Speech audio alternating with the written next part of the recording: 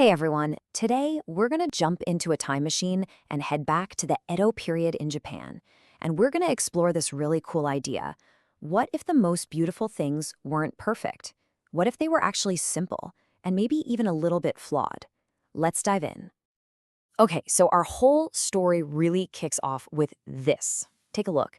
It's just a simple, dark tea bowl, right? You don't see any shiny gold or bright colors. It's not even perfectly round.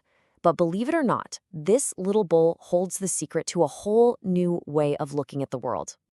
So, what's the deal here? Is this some priceless treasure, or is it just, a clay bowl? I know, at first glance, it might not seem like a big deal. But trust me, by the time we're done here, you might just see it as a total masterpiece. Let's figure out why. All right, so to really get this bowl, we have to understand the world it came from. And that world is all about something called Chanoyu, the Japanese way of tea. So, Chanoyu, the name literally just means hot water for tea. Sounds pretty basic, right? But it's so much more than that. It's not some stuffy ceremony. Think of it more like a special, chill time to just appreciate simple things. Hang out with friends, look at cool art, and just be present. It's really a living, breathing art form. And get this is where it all goes down. We're not talking about some huge, fancy palace. Nope.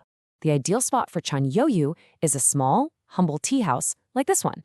It's called a soan, and the whole idea is that it's a little escape, a quiet spot away from all the noise of the outside world. Okay, so we've got the tea house. But to really understand that little black bowl, we've got to talk about a massive change in how people thought about beauty itself. It basically changed everything. So for a really long time, the idea of beautiful in Japan meant one thing: perfection. A lot of the inspiration came from amazing Chinese art. The goal was to make things that were absolutely flawless, perfectly symmetrical, and usually super detailed and fancy. Check this out. This water jar is a perfect example of that old school idea of beauty. See how the shape is just perfect? And look at those intricate designs. This is the kind of stuff powerful leaders, the shoguns, would collect to show everyone, hey, look how rich I am, and look at my amazing taste. But then something started to shift. A totally new idea began to bubble up. People started thinking, hey, maybe beauty isn't about perfection. They started to find beauty in things that were simple, natural, and, wait for it, even imperfect. Now look at this jar. It shows that change perfectly. It's not symmetrical at all. And if you look closely, you can see cracks, scorch marks, even a little drip of glaze. But here's the crazy part. Those weren't seen as mistakes anymore. People started to celebrate these little accidents from the kiln. They saw them as signs of a more natural, real kind of beauty. And this whole new way of seeing beauty has a name. It's called Wabi. Wabi is all about finding beauty in things that are humble, a little bit weathered, and definitely not perfect. Like an old wooden fence or a favorite mug that has a tiny chip in it. That feeling? That's Wabi. So who's the genius behind this whole revolution in taste? Well, let's meet the guy who really perfected this whole Wabi tea thing, a tea master named Sen Rikyu. And look, we're back to our mystery bowl. See, now it's starting to make sense. This is the perfect example of Wabi tea. Sen Rikyu actually helped develop this style, called rakuware.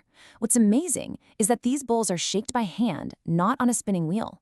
So they have this really organic, human feel to them. It was a huge departure from all that fancy, perfect stuff. And for Rikyu, this Wabi idea wasn't just about the teacups. It was about, well, everything. These are his 7 rules for a tea gathering. And if you look at them, they're not about complicated rituals. They're super practical.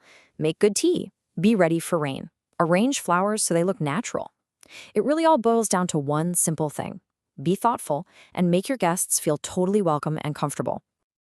Now, this idea of finding beauty in simplicity was way too powerful to just stay inside the tea house. It started to pop up everywhere, especially in Japanese storytelling and poems and art.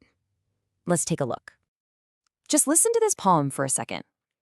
Casting wide my gaze, neither flowers nor scarlet leaves, a bayside hut of reeds in the autumn dusk. See what it's doing? It's not talking about a big, flashy, colorful sunset. The beauty here is quiet, maybe even a little sad. It's just a simple hut at the end of the day. That feeling, that's pure Wabi. And that feeling from the poem, It's literally built into the tea house. The poem and this little hut, they're saying the same thing. You don't need all the bells and whistles to find something truly deeply beautiful. So, Japan has this super long and amazing history of telling stories with pictures. I mean, we're talking ancient scrolls, cool woodblock prints, and this tradition just kept evolving over the centuries, leading to something that I bet you know pretty well. You guessed it, manga. Now, obviously the art style is totally different from an old scroll, but it's part of that same storytelling DNA. And manga got huge. To give you an idea, by the late 1980s, almost 1 out of every 3 books published in Japan was manga. That's incredible. Okay, so after all that, what's the big takeaway from this world of Chanoyu? Well, it can really be boiled down to 4 key ideas, and honestly, they're just as important today as they were hundreds of years ago. Here they are. First, you've got harmony, or wa. That's all about feeling connected to people and to nature. Then comes respect, or K. Super simple, just be kind and considerate to others. Third is purity, or sei, which is about having a clear mind and a good heart. And when you get those first 3 right, you find the last one, tranquility, or jaku. That's just a deep, peaceful feeling inside. When you put all those ideas together, they create this special space. A moment where you can just hit pause on our crazy, busy lives. It's a chance to find a little bit of quiet and really connect with yourself and the people around you. That's what the way of tea is really all about. And that brings us right back to where we started, with this simple tea bowl. It's so much more than just a bowl now, isn't it? It's a reminder to slow down, to look for beauty where you might not expect it, and to just appreciate the simple stuff.